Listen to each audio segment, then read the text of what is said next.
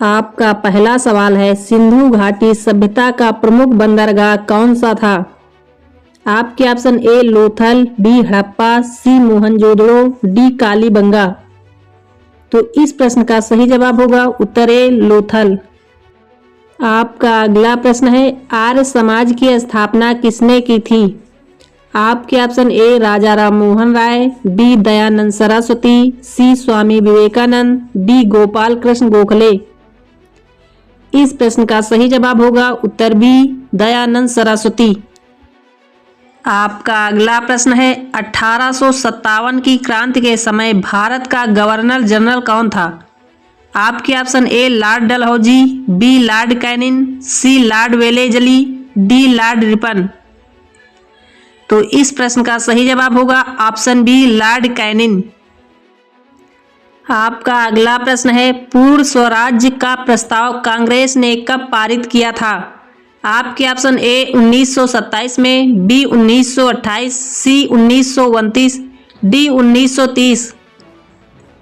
तो इस प्रश्न का सही जवाब होगा ऑप्शन सी 1929। आपका अगला प्रश्न है, भारत छोड़ो आंदोलन कब शुरू हुआ था? आपके option A 1939, B 1940, C 1942, D 1945।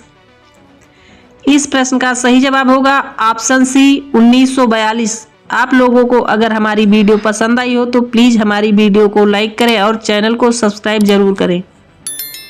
आपका अगला प्रश्न है, संविधान सभा का गठन किसके द्वारा किया गया था? आपके ऑप्शन ए भारतीय राष्ट्रीय कांग्रेस, बी ब्रिटिश सरकार, सी कैबिनेट मिशन योजना, डी माउंटेन योजना। इस प्रश्न का सही जवाब होगा ऑप्शन सी कैबिनेट मिशन योजना। आपका अगला प्रश्न है, भारत का संविधान किस तिथि को लागू हुआ?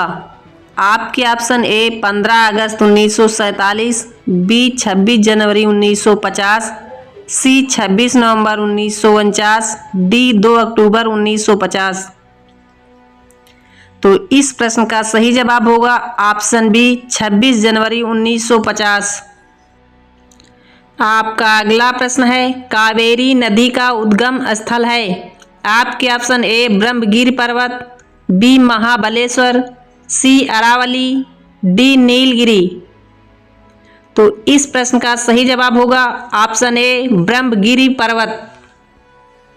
आपका अगला प्रश्न है, विश्व की सबसे बड़ी झील कौन सी है? आपके option A superior, B Victoria, C Caspian सागर, डी बैकाल। तो इस प्रश्न का सही जवाब होगा ऑप्शन सी कैस्पियन सागर। आपका अगला प्रश्न है, उष्णकटिबंधीय वर्षा वन किस क्षेत्र में पाए जाते हैं? आपके option A Amazon basin, B Siberia, C Sahara, D Mongolia. इस प्रश्न का सही जवाब होगा ऑप्शन ए अमेजन बेसिन। आपका अगला प्रश्न है, भारत के संविधान की प्रस्तावना में धर्मनिरपेक्ष शब्द कब जोड़ा गया?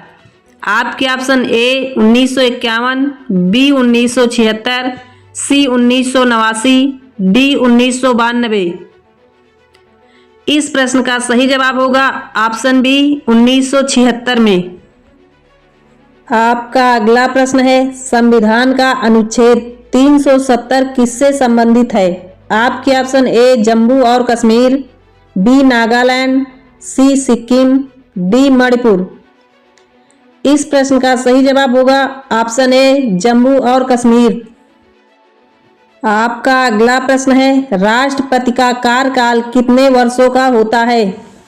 आपके ऑप्शन ए 4 वर्ष, बी 5 वर्ष, सी 6 वर्ष, डी आजीवन।